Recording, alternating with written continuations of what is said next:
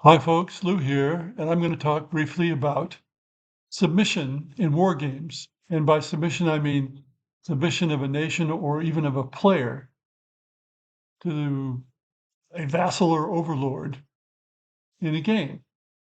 Now, why would you do this? It's to avoid elimination, whether it's of the nation or of the player. Now, why can this be important? First of all, this can be important historically.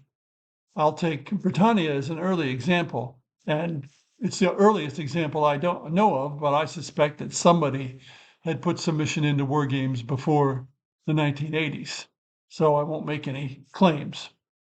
In Britannia, the game starts with the Roman invasion of Britain, and they pretty much overrun most of Britain. They got into Scotland and then pulled back out because Scotland wasn't worth possessing, really. They couldn't afford to do it. So in a typical war game, they would have wiped out everybody in the South. Well, that just didn't fit with what happened afterwards. After the Romans withdrew, the natives rose up and they tended to stick more or less to the groups that they'd been in 400 years before. So I wanted to preserve those groups. And in Britannia, when the Romans have beaten the native groups down to a certain level, the natives can submit.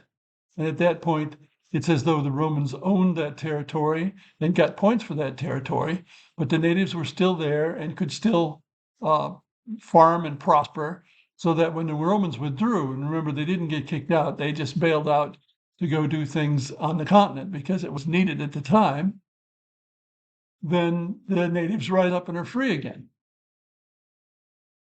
Now, that works pretty good in Britannia.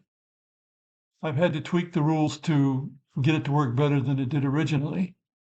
There's another case of submission where the Angles come in and they force, or can force, but sometimes don't, force the Brigantes to submit. And that is unfortunately rather complicated in the third edition of Britannia, should I ever get it finished. That is much less complicated.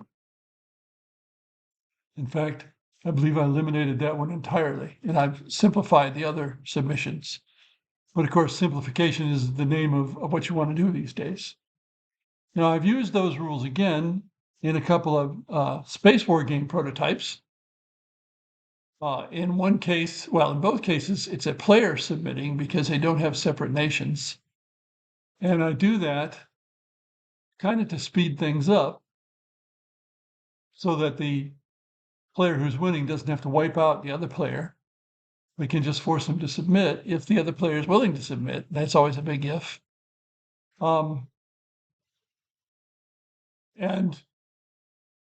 from then on, that player acts as subordinate to the first player. But it is possible in certain circumstances, which are based on economics, for the submitted nation to become larger than the overlord and then rise up and revolt. And I've seen that happen only once, a case where brothers were playing and big brother didn't want to wipe out little brother, and then the tables got turned.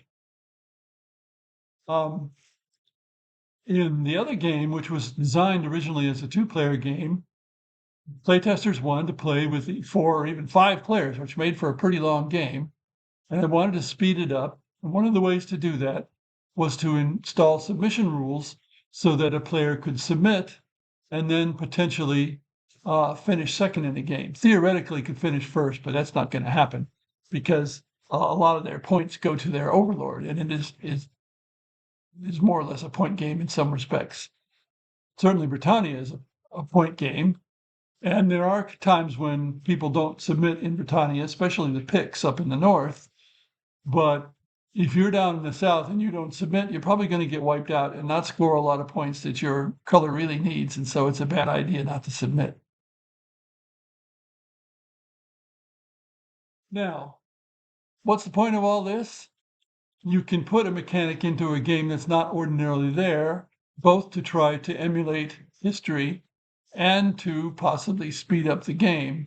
in a game where there's more than two players. Of course, submission doesn't make sense in many cases if there are not more than two players. If there's just two players, one player wipes out the other player, and that's that. But even in a two-player situation, you could have something like the submission that occurs in Britannia. Thanks for listening.